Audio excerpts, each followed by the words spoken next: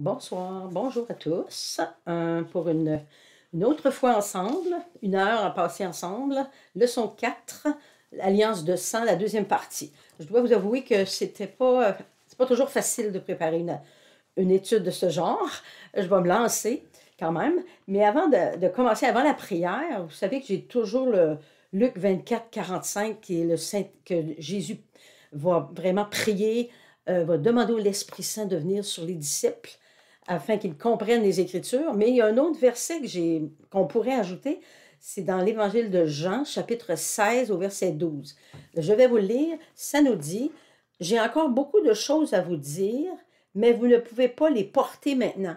Donc, Jésus avait beaucoup, beaucoup de choses à nous enseigner, à nous dire, mais on ne pouvait pas les comprendre ou les porter. Puis tout de suite après, Jésus dit, ben là, je vais vous envoyer le Saint-Esprit qui va vous consoler, vous diriger, vous conduire dans la vérité. Donc, c'est notre prière de ce matin, Luc 24, 45, qui nous dit, 24, 45, que alors il leur ouvrit l'esprit afin qu'ils comprennent.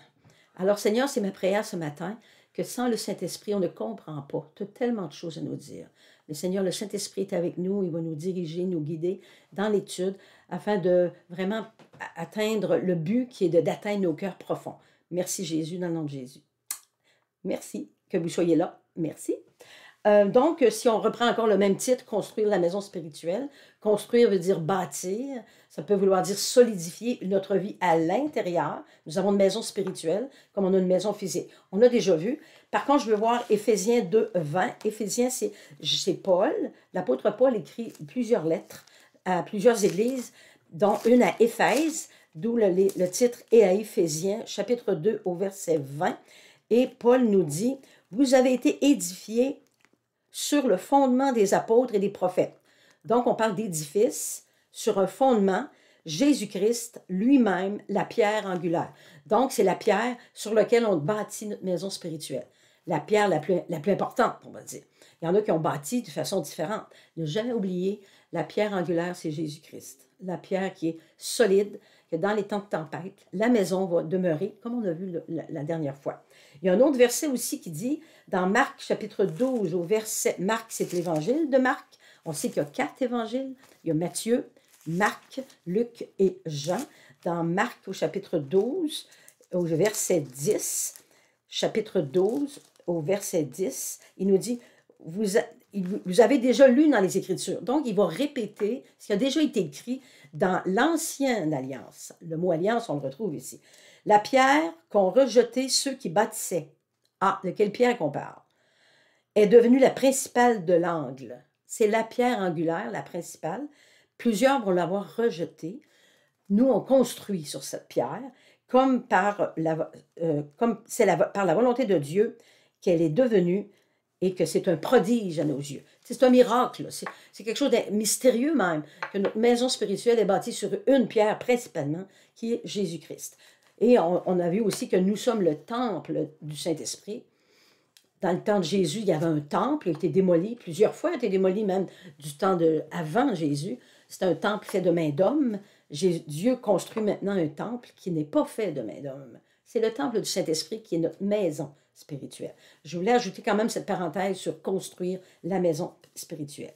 Donc, on va reviser un peu ce qu'on a vu la dernière fois. On va parler de l'alliance de sang. Moi, j'ai trouvé que c'était sanguinaire, si vous vous souvenez. Puis, on va encore un peu élaborer là-dessus. Donc, avec l'alliance, on a vu qu'il y avait une promesse. Chaque alliance que Dieu fait, il y a une promesse. Je vous donne un exemple. J'ai fait une alliance avec mon mari lors d'une journée spéciale, on dit la journée du mariage, où on a échangé des alliances. Mais on a fait une promesse que quoi qu'il arrive, seulement la mort va nous séparer. Donc, quand on parle d'une alliance, il y a une promesse. Puis l'alliance dans le jardin, on avait vu dans le jardin, Dieu a fait une alliance. L'alliance, c'est que je ne vous laisserai pas seul, je ne vous abandonnerai pas. Il a dit à la femme, la semence de la femme va écraser la tête du serpent. Quand on parle de la tête, on parle des pensées. Là, hein? C'est là que viennent les combats, c'est dans les pensées, c'est sûr. Donc, puis après ça, on a vu qu'ils ont caché leur nudité, caché leur péché, leur honte, par des vêtements de feuilles, de couverture avec des feuilles, c'est ça, des feuilles de figuier, alors que Jésus, Dieu lui-même, a fait un sacrifice dans le jardin. Le sang a coulé pour couvrir avec des vêtements de peau, couvrir la nudité, la honte, et on voit que c'est une couverture qui est temporaire. Puis on va le voir dans l'Ancienne Alliance, qu'à chaque péché, surtout dans le livre de Lévitique, chaque péché, il y avait besoin d'aller au temple avec un animal, que ce soit un agneau, que ce soit un petit oiseau, que ce soit une vache, que ce soit un bouc, une chèvre, pour qu'il y ait un sacrifice, la vie, le prix à payer du péché, c'est qu'il y a une vie innocente, du sang qui a versé pour racheter le péché. Et on sait que c'était très temporaire, parce qu'à chaque péché, il fallait aller au temple. Vous imaginez la boucherie qu'il y avait au temple, dans des temps comme, on sait qu'en Israël, il fait extrêmement chaud. On peut s'imaginer un peu qu'est-ce que ça avait l'air pas dans le temple, mais dans la cour extérieure du temple, où il y avait des sacrifices d'animaux sans arrêt. Sans arrêt. Alors nous, quand on va parler du sang, je veux que vous compreniez que Dieu par amour. Donc, on va encore écrire que Dieu, c'est l'amour. Hein? Dieu, amour. Jamais, jamais il va vous abandonner. Il nous aime d'un amour éternel. Il veut nous racheter parce que là, le péché nous a séparés. Puis, évidemment, c'est par le sang.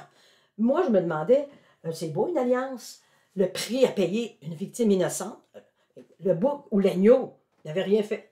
C'est un innocent qui donnait sa vie, son sang coulait, pour racheter le péché, expier, on dit expiation. Bon, et alors ma question, c'est pourquoi le sang? Vous allez me dire, mais Dieu est amour. Pourquoi que c'était du sang? Il me semble que c'est un peu sanguinaire. Il me semble que c'est violent même. On verrait ça de même. Alors, aller dans une boucherie aujourd'hui, bon, ben c'est rien de drôle, hein? Tuer un animal on sait qu'on va manger de la viande, mais il y a toujours une victime qui est innocente pour racheter le péché, voyez-vous? Donc, pourquoi le sang? Parce que dans Hébreux, chapitre 9, au verset 22, il est dit, ça c'est Paul qui écrit, aux Hébreux, c'est les Juifs, qui dit, sans effusion de sang, il n'y a pas de pardon. Donc, lui, il va ajouter sur ce qui est arrivé dans le jardin d'Éden.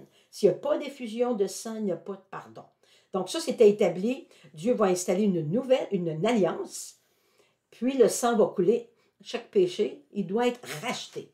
Donc, mais pourquoi le sang? Dans Lévitique, chapitre 17, au verset 11, je prends le temps de le lire dans la Bible du français courant. Vous avez des Bibles avec différentes versions. La version du français courant, j'ai trouvé peut-être plus actuelle dans les mots.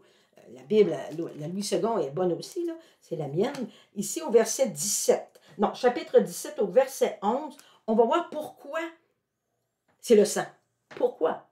Chapitre 17, au verset 11, il nous est dit,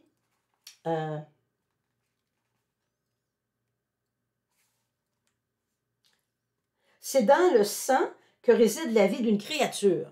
Ah, la vie est dans le sang. Donc, le sang c'est dans le sang que réside la vie d'une créature.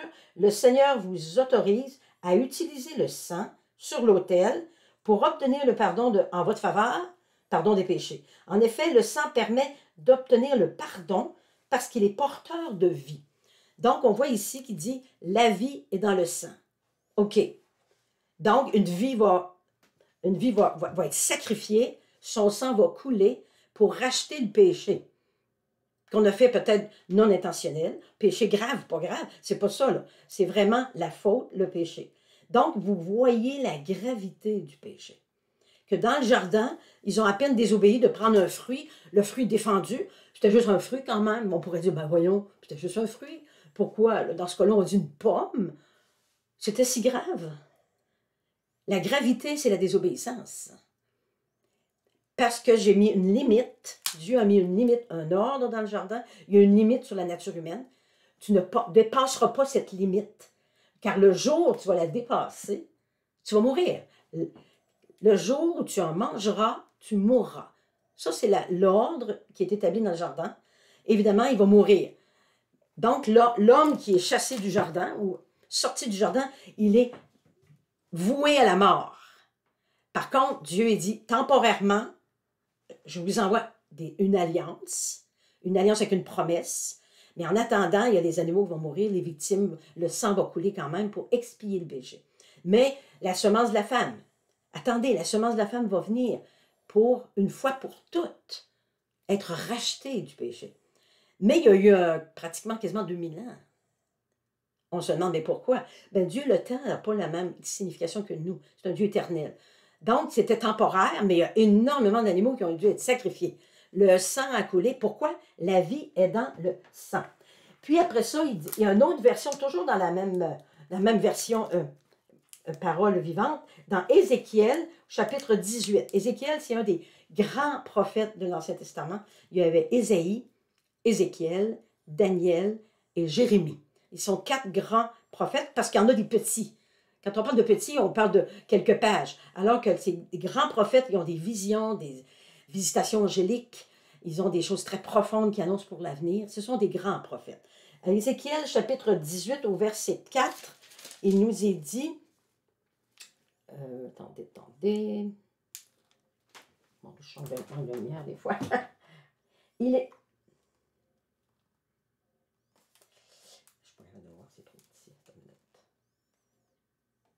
En effet, la vie de chacun m'appartient. Dieu parle. La vie de chaque être humain appartient à Dieu. Donc, autant celle des parents que celle des enfants. Et c'est le coupable qui doit mourir. Donc, la vie dans le sang, toute vie appartient à Dieu et le coupable, il doit mourir. Ça va avec dans le jardin d'Éden. Le jour où tu en mangeras, tu mourras. C'est assez grave. Le jour où tu es coupable, tu dois mourir. Donc, Dieu a tout de suite prévu une façon d'aller rechercher l'être humain parce qu'il était éternellement perdu. Éternellement. Donc, il va reprendre la vie de celui qui pêche. Je vais me dire, le sang va couler, mais ça avait quand même une raison et ça nous dénote la gravité du péché, puis le fait que Jésus est venu pour payer ce prix-là de son propre sang. Voyez un peu la valeur du sang de Jésus là-dedans. C'est juste, Jésus est mort sur la croix, oui, mais ça a une valeur extrêmement profonde. Même mystérieux, je dirais même. Donc, on voit, sans effusion de sang, il n'y a pas de pardon.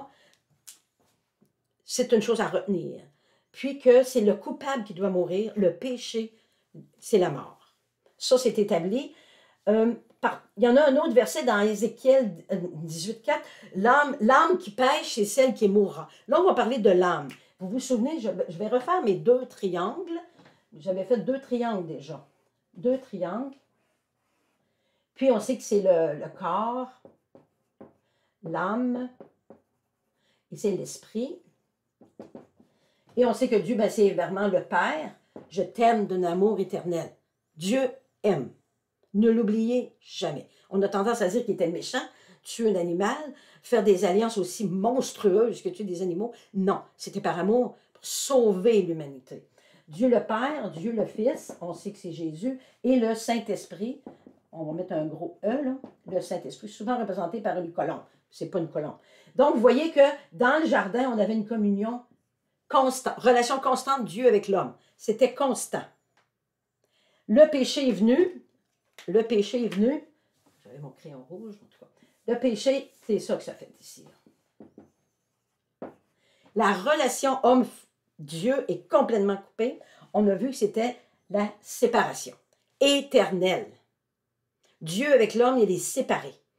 Puis on sait que là, Dieu va pourvoir avec des habits de peau. Et dans ce cas ici, des animaux vont être sacrifiés pour qu'il y ait une communion qui est reprise ici. Dieu veut reprendre la communion avec l'homme. Puis on va passer par, évidemment, c'est la croix. Dieu a tant aimé, il a tellement aimé qu'il a donné son Fils. Oui, il a donné son Fils, mais pas de n'importe quelle façon, hein, parce que le Fils est allé mourir sur une croix. Je trouvais que c'était un petit peu violent comme mort. Il aurait pu mourir, bon, exécuté, on aurait pu guillotiner, un coup de machette, je ne sais pas ce que vous voyez, le sang aurait coulé. Mais Dieu a tellement aimé qu'il a tellement donné à ce point-là que son sang a coulé. Pas sur terre, il a coulé à partir de la croix, une agonie épouvantable. Donc, vous voyez la gravité du péché, mais Dieu aime, Puis, il aime tellement l'homme qu'il ne peut pas le laisser, puis il va donner le meilleur de lui-même pour racheter. Ici, on va parler de relation. Donc, en passant par Jésus, on reprend notre relation Dieu-homme. Parce que l'homme aussi, il a un cœur. Puis sans cette relation-là, le cœur devient endurci, un cœur tortueux. On voit toutes les panoplies de péché. On dit péché, faute, corruption. Donc, c'est dans l'âme que vient le péché. L'âme qui pêche, c'est celle qui mourra. Mais qu'est-ce qu'il y a dans l'âme? Il n'y a pas juste du péché. Ben non, ben non. Il y a des sens, on sait, il y a les 5 sens. Dieu a créé les sens.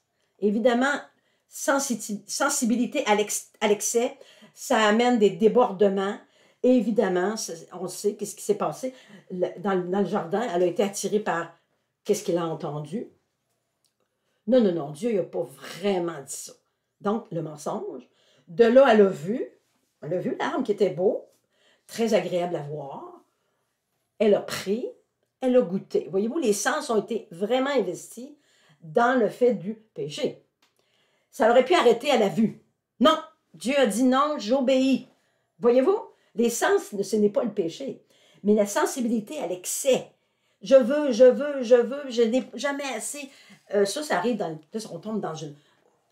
On tombe dans un pit, ou un fossé, où c'est trop. Là, de là, le cœur s'endurcit. Donc, dans les sens, ce n'est pas le péché. Voyez-vous? C'est la façon qu'on agit avec nos sens. C'est toujours dans la décision. Vous avez un choix ce matin. Il y a un autre verset là, qui dit « Choisis la vie et non la mort. » Choisis la vie. Ça veut dire que j'ai toujours le choix. Mes sens vont être éprouvés sans arrêt. On regarde la télé, on regarde les vidéos, on regarde les médias, on écoute, on ressent les choses. C'est merveilleux, c'est nos sens. Par contre, on a toujours le choix. Bon, je le ferme, moi, cette émission-là. Non. Parce que trop de sensibilité va affecter le cœur. Et c'est ça que l'ennemi veut. Il veut que nos sens bien aiguisés, qui vont aller au-delà de ce que Dieu dit, vont affecter le cœur. Parce que l'ennemi, c'est notre cœur qui veut. Notre cœur endurci, le cœur tortueux, corrompu, on sait que il va mener la guerre dans le cœur. Hein, la guerre, c'est pas l'Ukraine puis la Russie. La guerre, c'est dans le cœur. Parce que l'ennemi est toujours là à nous tenter sans arrêt, sans arrêt. Il est l'ennemi de notre âme. Puis Jésus il est venu pour détruire les œuvres de l'ennemi. Il va les détruire, mais il faut passer par la croix. Puis il faut reconnaître la valeur du sang de Jésus. Je trouve que c'est très aller à gauche, à droite. Puis on l'a entendu dire, il y a 25 ans, j'ai donné ma vie à Jésus. Mais il faut passer par la croix, mais à tous les jours. La repentance, c'est un mode de vie. C'est à tous les jours. Dieu, on voit que Dieu va faire alliance ici. La première alliance qui a été faite, c'est dans le jardin. Mais il y a une deuxième alliance, là on parle de l'ancienne alliance, c'est avec Abraham. Abraham est un homme on dit un patriarche. Il est pris comme un homme de la foi, le père de la foi. On sait qu'il a été Dieu lui parle, puis il va partir pour aller dans un nouveau pays. Il entend juste pars, et je te montrerai le chemin. Il n'a pas dit tourne à gauche, tourne à droite, voilà le GPS, tu vas suivre la route. Il dit pars, et je vais te montrer le pays. C'est un peu nos vies, ça. Un jour, on a des décisions à prendre. Vous allez me dire, marié, pas marié, nouveau travail, déménager. Ça prend un certain discernement pour comprendre, est-ce que c'est Dieu qui parle? Je dois quitter pour aller vers quelque chose de mieux. Dieu a toujours quelque chose de mieux pour nous. Si j'ai quelque chose de mieux, ça ne veut pas dire quelque chose de facile. Comprenez bien. Parce qu'Abraham est parti avec tout son bagage, sans savoir trop. Puis si on vous lisait un peu la vie d'Abraham, il s'est en allé vers un Charan qui n'était pas tout à fait le pays que Dieu avait promis. Il va résider là avec sa famille. Puis Dieu ne le condamne pas. Puis quand le père Abraham va mourir, il va décéder là, Dieu va refaire la nouvelle alliance encore, disant, quitte, va dans le pays que je t'ai promis. Donc Dieu, c'est un gentleman. Il va avec nos décisions, il va aller avec nos choix. Puis si nos choix sont mauvais, ben, il nous laisse aller dans nos choix. Puis il est toujours là pour nous reprendre et nous ramener dans la relation, toujours en passant par Jésus. Évidemment, sans effusion de sang, il n'y a pas de pardon. Effusion de sang, on parle de Jésus à la croix ici.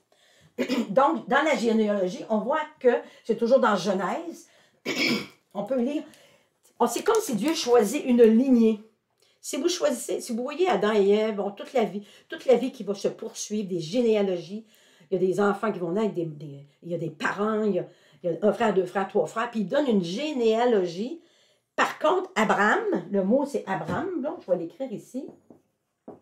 Puis quand il va avoir la promesse, son nom va être changé en Abraham. Abraham.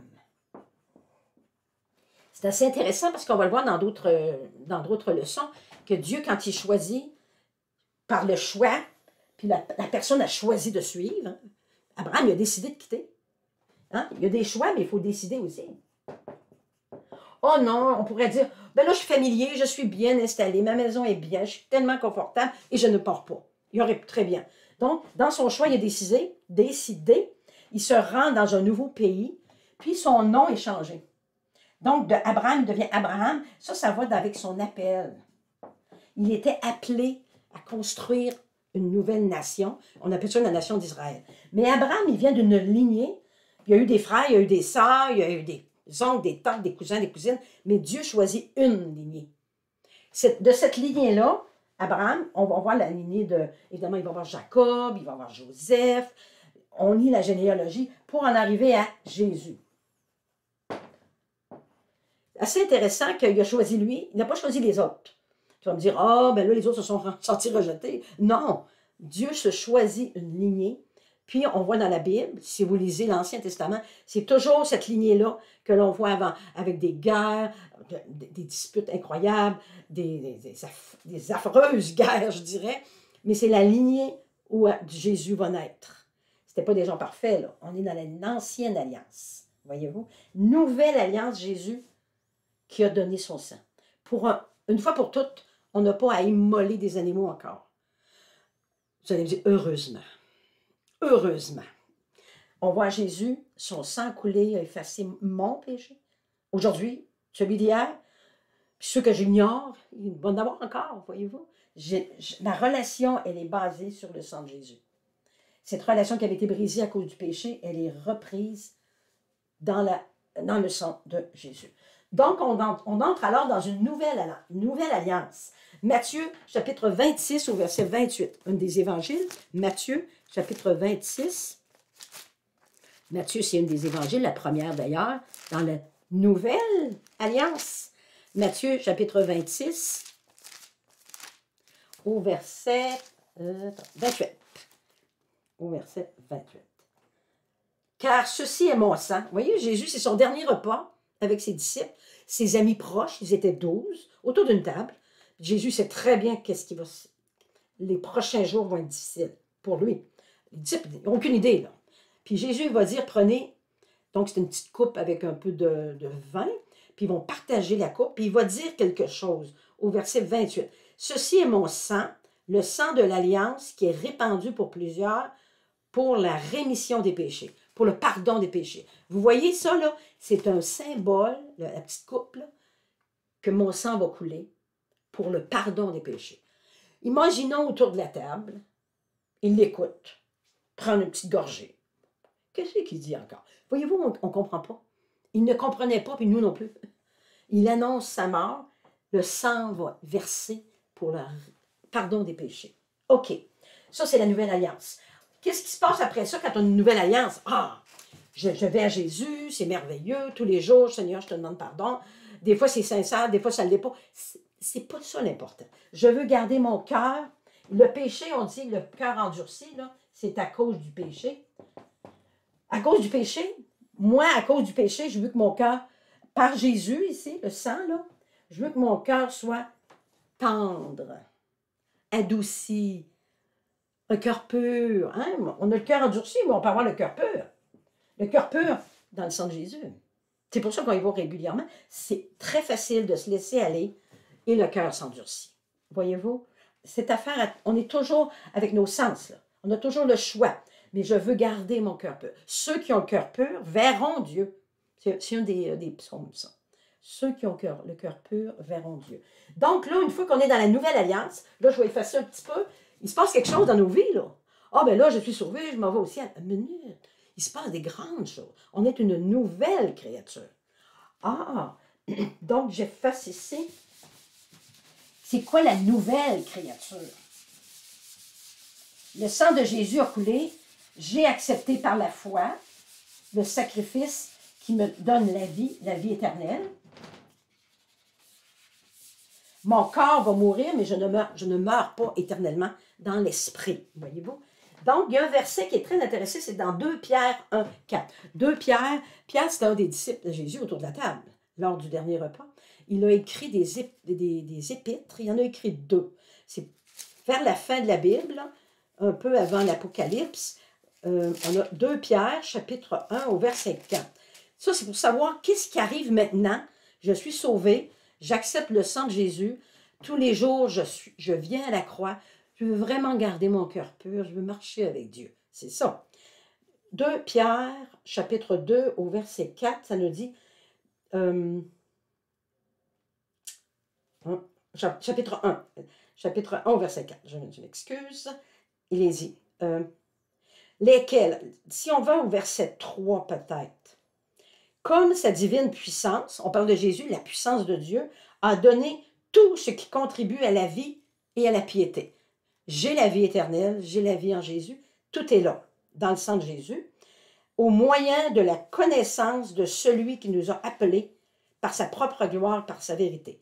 Donc, il est très important de le connaître, voyez-vous. Vous dites, oh, je connais Jésus. Le connaître intimement, profondément, la valeur du sang de Jésus, c'est une façon de connaître ici. Connaître la bonté de Dieu, l'amour de Dieu. Et il nous a appelés. Vous voyez, il y a un appel là.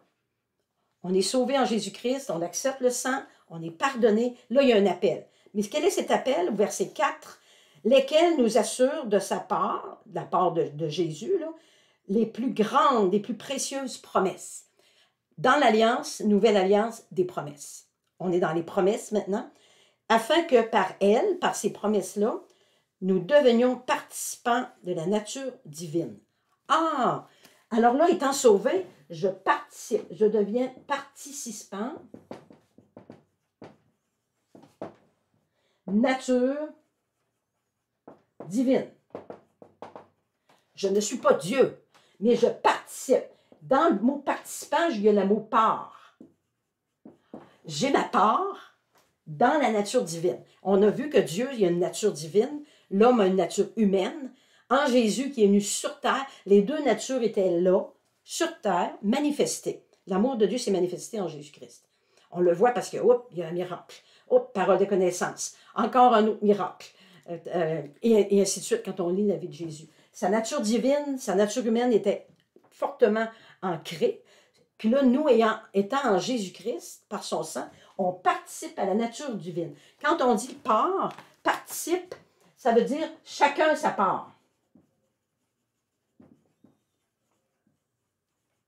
Je ne prends pas la part de Dieu. Dieu est avec moi et j'ai ma part. Et ensemble, on travaille ensemble à cette nouvelle créature qui est moi. C'est assez intéressant, mais important, c'est de le connaître. Plus que de l'avoir lu ou l'avoir pensé, mais le connaître profondément dans notre cœur intérieur, notre maison spirituelle, au fond. C'est ça. Donc, notre appel, c'est de le connaître. Ça, c'est la première des choses. Deuxièmement, de participer. Puis, il y a une chose dans Colossiens 1, 20. Colossiens, c'est encore Paul qui écrit une épître à l'église de Colosse. Et ça devient, on dit, il va parler aux Colossiens. Au chapitre 1, au verset 20. Chapitre 1, au verset 20. Il a voulu, par lui, toujours par Jésus, réconcilier tout avec lui-même.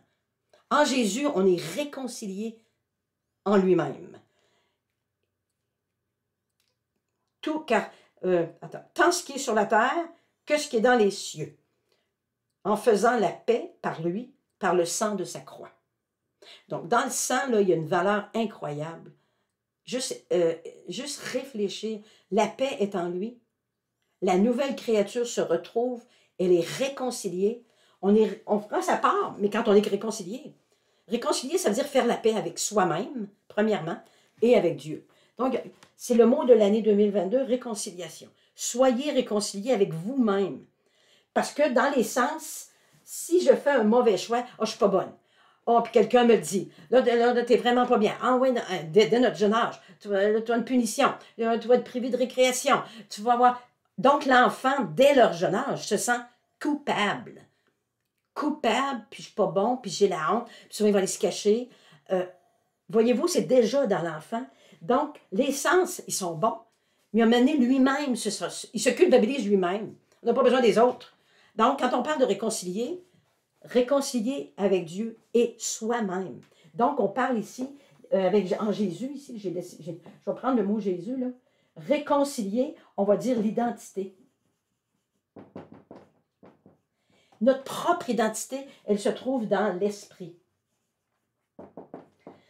On devient un être spirituel, on construit une maison spirituelle. Le jour où on vient à Jésus, reconnaître tout ce qu'il a fait pour moi, puis mon identité avec le Saint-Esprit et l'Esprit qui connectent ensemble, eh bien, on devient participant. Notre identité propre. Ce que les autres disent, ils continuent de le dire. Mais moi, je sais profondément, je suis en Jésus-Christ.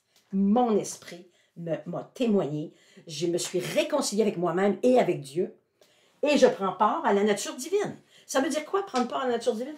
Ça veut dire que si je suis un peu ouverte à l'esprit, d'aller prier sur quelqu'un, une parole de connaissance, juste essuyer des larmes sur quelqu'un qui pleure, une petite tape sur l'épaule, un beau compliment un matin. « Hey, ils sont beaux tes cheveux ce matin. Il est beau ton petit changement de look, il est beau. » Pourquoi pas dire ça?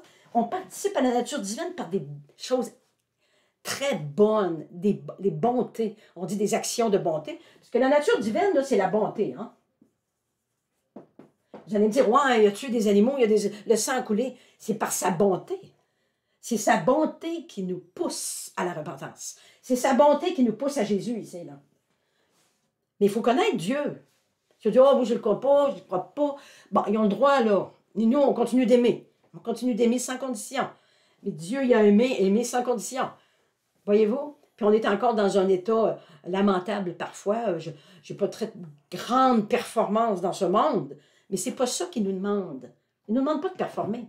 Il nous demande, sois réconcilié, sois toi-même. Viens participer à la nature divine et faire l'œuvre. Évidemment, la nature divine, c'est pour faire l'œuvre de Dieu.